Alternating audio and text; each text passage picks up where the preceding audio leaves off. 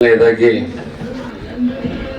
Vijay sir ಅವರಿಗೆ ಹುಟ್ಟುಹಬ್ಬದ ಹಾರ್ದಿಕ ಶುಭಾಶಯವನ್ನು ಕೋರುತ್ತಾ, ಬೆಂಗಳೂರಿನಿಂದ ಇಲ್ಲಿನವರೆಗೂ ಸಹ ತಾವೆಲ್ಲರೂ ಬಂದು ಈ ಒಂದು ಕಾರ್ಯಕ್ರಮವನ್ನು ಯಶಸ್ವಿಗೊಳಿಸೋದಕ್ಕೋಸ್ಕರ ಬಂದಿದ್ದೀರಿ ಅಂತ ತಮಗೆಲ್ಲರಿಗೂ ಆಭಾರಿಯಾಗಿ ತಮಗೆಲ್ಲರಿಗೂ ವಂದಿಸ್ತೇನೆ. ಪ್ರಥಮವಾಗಿ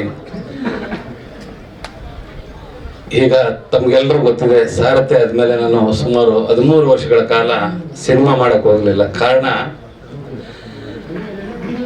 ಆಕಸ್ಮಿಕವಾಗಿ ಬಂದೆ ಸಿನಿಮಾಕ್ಕೆ. ನಿಜವಾಗ್ಲೂ ನಾನು ಸಿನಿಮಾ ಮಾಡಬೇಕು ಅಂತ ಸಾರಥಿ ಬಂದಿರಲಿಲ್ಲ, ಆಕಸ್ಮಿಕವಾಗಿ ಬಂದೆ. ಅದೇನೋ ಅದೃಷ್ಟನೋ ಏನೋ ಅಥವಾ ಗೊತ್ತಿಲ್ಲ, ಆ ಒಂದು ಸಿನಿಮಾನ ಪ್ರೇಕ್ಷಕ ಮಹಾಜನರು ಗೆಲ್ಸಿದ್ರು. ತಮ್ಮೆಲ್ಲರೂ ಸಹಕಾರ ಕೂಡ ಇತ್ತು. ಅವತ್ತಿನ ಹೊಸದಾಗಿ ಮಾಧ್ಯಮಗಳು, ಮೀಡಿಯಾ ಚಾನೆಲ್ಗಳು, ಹೊಸದಾಗಿ 2-3 ಚಾನೆಲ್ಗಳು ಬಂದಿದ್ದು.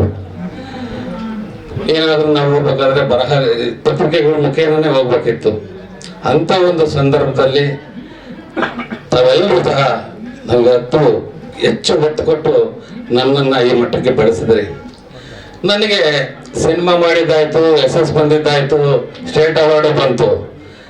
ಮುಂದೇನಾದ್ರೂ ಮತ್ತೆ ಸಿನಿಮಾ ಮಾಡಿದಾಗ ಎಲ್ಲಿ ಏನಾಗ್ಬಿಡುತ್ತೋ, ಬಂದಿರೋ ಹೆಸರೆಲ್ಲ ಕಳ್ಕೊಂಡ್ಬಿಡ್ತೀನೋ ಅಂತ ತುಂಬಾ ಭಯನೂ ಇತ್ತು. ಕಾರಣ ಯಾಕಂದ್ರೆ ಕತೆ ಕೇಳ್ತಾ ಇದ್ದೆ, ಕತೆನಲ್ಲಿ ಉಳಿರ್ತಿರ್ಲಿಲ್ಲ.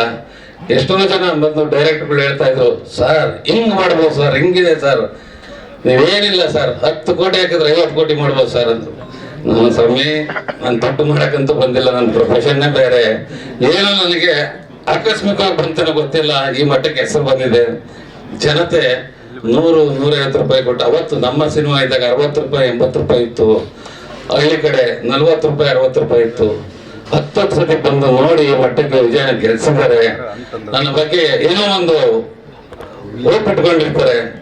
ಯಾವ್ದಾದ್ರು ಮತ್ತೆ ತಮಗೆಲ್ಲರೂ ಗೊತ್ತಿರ್ಬೋದು, ಏನೋ ಅಂತಿಂತ ಸಿನಿಮಾ ಮಾಡಿದ್ರೆ ಎಲ್ಲಿ ಬಂದಿರೋ ಹೆಸರು ಕಳ್ಕೊಂತೀನೋ ಅನ್ನೋ ಒಂದು ದೃಷ್ಟಿಯಿಂದ ನಾನು ಸಿನಿಮಾ ಮಾಡಕ್ ಹೋಗ್ಲಿಲ್ಲ.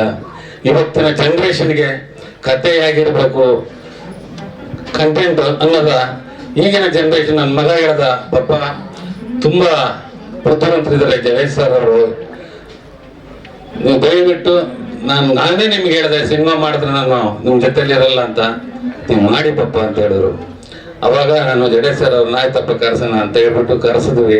ಒಂದೇ ವಾರದಲ್ಲಿ ನಾವು ಪ್ರಿಪರೇಷನ್ ಇಲ್ಲ, ಸಿನಿಮಾ ಮಾಡ್ಬೇಕು ಅಂತಲೂ ಇರಲಿಲ್ಲ. ಅವ್ರ ಕತೆ ಹೇಳಿದ್ರು, ವಿಜಯ್ ಸರ್ ಹತ್ರ ಹೋಗೋಣ ಸರ್ ಅಂದ್ರು. ವಿಜಯ್ ಸರ್ ಬಗ್ಗೆ ಹೇಳ್ಬೇಕು ಅಂದ್ರೆ, ನಾನು ಸಾರಥಿ ಆದ 2 ವರ್ಷದಲ್ಲೇ ಅವ್ರ ಸಿನಿಮಾ ಮಾಡ್ಬೇಕಾಗಿತ್ತು. ಏನೋ ಕಾರಣಾಂತರದಿಂದ ಅದಾಗ್ಲಿಲ್ಲ. ನಾವು ಹೋದ್ವಿ ಸರ್ ಹತ್ರ. ವಿಜಯ್ ಸರ್ ಅವರು ತುಂಬಾ ಸಂತೋಷ ಪಟ್ಟು, ಬನ್ನಿ ಸರ್, ಏನು ಮಾತಾಡ್ಲಿಲ್ಲ. ಎಲ್ಲರೂ ಹೇಳ್ತಾರೆ, ಯಾವ ರೆಮ್ಯುನರೇಷನ್ ಬಗ್ಗೆನೂ ಮಾತಾಡಿಲ್ಲ, ಏನು ಮಾತಾಡಿಲ್ಲ. ಸಿನಿಮಾ ನೀವು ಮಾಡ್ತೀರಾ ಸರ್, ಹೇಳಿ ಸರ್ ಅಂತ ಹೇಳಿ ತುಂಬಾ ಖುಷಿ ಆಯ್ತು. ಇವತ್ತು ಮೊನ್ನೆ ಒಂದ್ ದಿವಸ ನಾವು ಇನ್ನ ಸೆಟ್ಟಲ್ಲಿ ಜೂನಿಯರ್ ಸಹ ಬಂದಿರಲಿಲ್ಲ.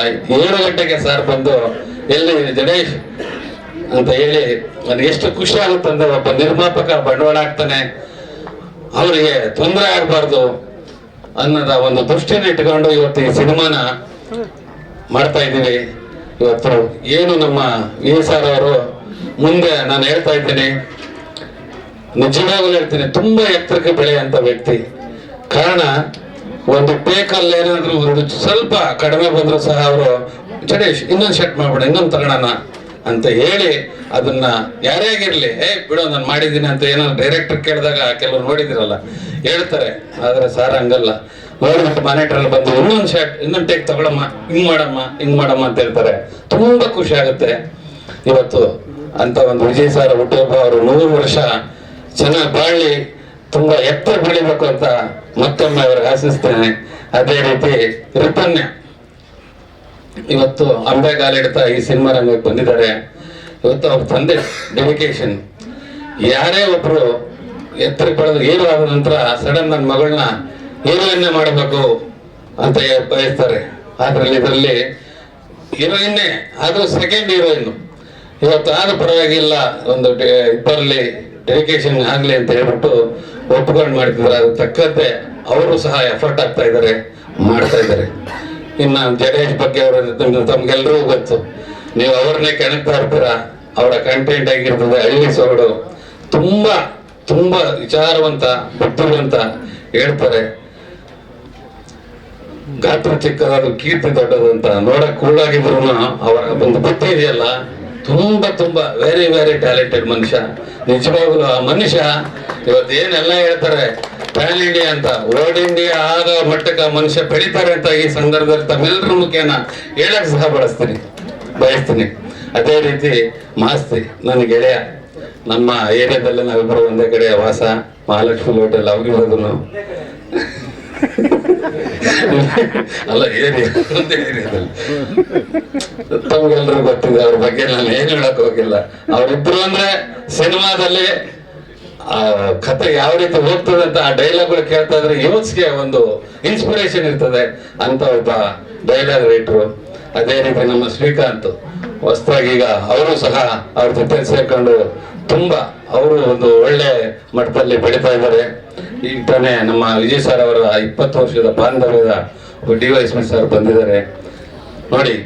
ಒಬ್ಬ ಅಧಿಕಾರಿ ಆದ್ರೂ ಒಬ್ಬ ಸ್ನೇಹಿತ ಹುಟ್ಟುಹಬ್ಬಕ್ಕೋಸ್ಕರ ರಜಾ 3 ಅವರ್ ಆಗ್ಲಿ ನಾನು ಹೋಗ್ಬೇಕು ಸರ್, ವಿಜಯ್ ಸರ್ ವಿಶ್ ಮಾಡ್ಬೇಕು ಅಂತ ಬಂದಂತ ವ್ಯಕ್ತಿ ಇವತ್ತು ನಮ್ಮೊಂದಿಗಿದ್ದಾರೆ. ತುಂಬಾ ಖುಷಿ ಆಯ್ತು ಸರ್ ತಮ್ಮ ನೋಡಿ. ಅದೇ ರೀತಿ ನರಸಿಂಹ ಅವರು ಇವತ್ತು ದೊಡ್ಡ ಪ್ರೊಡಕ್ಷನ್ ಅಲ್ಲಿ, ರಾಕ್ಲೈನ್ ಪ್ರೊಡಕ್ಷನ್ ಅಲ್ಲಿ ಎಲ್ಲ ಕಡೆ ಕೆಲಸ ಮಾಡಿದಂತ ವ್ಯಕ್ತಿ, ತುಂಬಾ ಅನುಭವಸ್ಥ ವ್ಯಕ್ತಿ. ಅವರು ಸಹ ನಮ್ಮ ಇದರಲ್ಲಿದ್ದಾರೆ. ತಮಗೆಲ್ಲರಿಗೂ ನಜನೀಶ್ ಲೋಕನಾಥ್ ಅವ್ರ ಬಗ್ಗೆ ಗೊತ್ತೇ ಇದೆ. ಮತ್ತೆ KM ಪ್ರಕಾಶ್ ನಮ್ಮ ಸಾರಥ್ಯನಲ್ಲೂ ಸಹ ಮಾಡಿದ್ರು.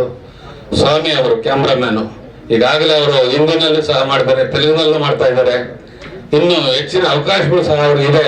ಈ ನಮ್ದು ಒಂದು ಸಿನಿಮಾ ಮುಗಿಸಿದ ಮೇಲೆ ಅವರು ಜಾಕೀರ್ ಶರೀಫ್ನವರು ಸಿನಿಮಾ ಕೂಡ ಮಾಡ್ತಾ ಇದ್ದಾರೆ, ಈ ಟೈಗರ್ ಶರೀಫ್ ಅವ್ರದ್ದು.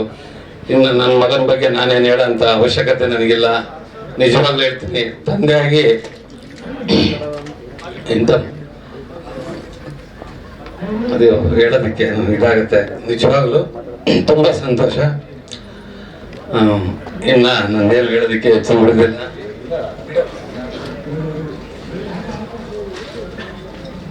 ಈ ಒಂದು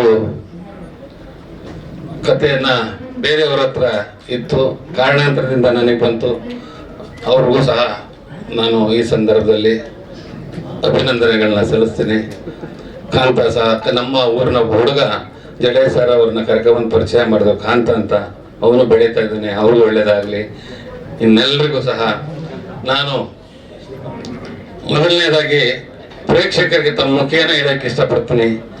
ಏನು ಹಿಂದೆ ನೀವು ಸಾರಥ್ಯದಲ್ಲಿ 5 ಸತಿ 10 ಸತಿ ಸಿನಿಮಾ ಬಂದು ನೋಡಿ ಆ ಸಿನಿಮಾನ ಯಶಸ್ಸು ಕೊಟ್ಟು ಗೆಲ್ಸಿದ್ರಿ, ನಿಜವಾಗ್ಲೂ ಅದಕ್ಕಿಂತ ಎರಡು ಪಟ್ಟು ಈ ಸಿನಿಮಾ ಆಗುತ್ತೆ ಅಂತ ಹೇಳಿ ನಾನು ಈ ಮುಖೇನ ಖುಷಿಯಿಂದ ಹೇಳ್ತೀನಿ. ಈ ಸಿನಿಮಾ ಯಾವುದೇ ರೀತಿಯಲ್ಲಿ ಧಕ್ಕೆ ಬರದಂಗೆ, ಚ್ಯುತಿ ಬರದಂಗೆ, ಕನ್ನಡದಲ್ಲಿ ಏನಪ್ಪ ಇಂಥ ಸಿನಿಮಾ ಮಾಡೋರಿದಾರ ಅನ್ನೋ ಒಂದು ಮಟ್ಟಕ್ಕೆ ನಾನು, ಬೇರೆ ಹೇಳ್ತಾರೆ ಅಷ್ಟು ಕೋಟಿ ಇಷ್ಟು ಕೋಟಿ ಪ್ಯಾನ್ ಇಂಡಿಯಾ ಅಂತ. ನಾನೇನಿದ್ರು ನಮ್ಮ ಡೈರೆಕ್ಟರ್ಗೆ ಹೇಳೋದು, ಸರ್ ನೀವೇನ್ ಮಾಡ್ತೀರ ನನ್ನ ಅಡಚಣೆ ಇಲ್ಲ, ನಾನು ಅಡ್ಡಿಪಡಿಸಲ್ಲ. ನೀವೇನ್ ಮಾಡಿದ್ರು 1 ರೂಪಾಯಿ ಪೋಲಾಗಬಾರ್ದು, ಆದ್ರೆ ಸ್ಕ್ರೀನ್ ಮೇಲೆ ಕಾಣಬೇಕು. ಬರೋಂಥ ಪ್ರೇಕ್ಷಕ 2.25 ಗಂಟೆ 2.5 ಗಂಟೆ ಏನ್ ಬಂದು ನಾನು ದುಡ್ಡು ಕೊಟ್ಟು ಬಂದೆ, ತುಂಬಾ ಹೊರ್ತಿದ್ಯಮ್ಮ ಅಂತ ಅನ್ಕೊಂಡು ಸಂತೋಷ ಥಿಯೇಟ್ರಿಂದ ಹೋಗ್ಬೇಕು ಅನ್ನೋದು ಒಂದೇ ಒಂದು ದೃಷ್ಟಿ ಹೇಳ್ತಾ, ಇನ್ನ ತಮಗೂ ಲೇಟ್ ಆಯ್ತು. ಈಗ ನಾನು ವಿಜಯ್ ಸರ್ ಅವರಿಗೆ ಮತ್ತೊಮ್ಮೆ, ವ್ಯಕ್ತಿ ಇವತ್ತು ಯಾವುದೇ ಒಂದು ವ್ಯಕ್ತಿನ ನಾವು ಗುರುತಿಸ್ಬೇಕಾದ್ರೆ ಹೇಳ್ತಾರೆ, ರೂಪ ಮುಖ್ಯ ಅಲ್ಲ, ಅವರ ಗುಣ, ಅವರ ನಡತೆ.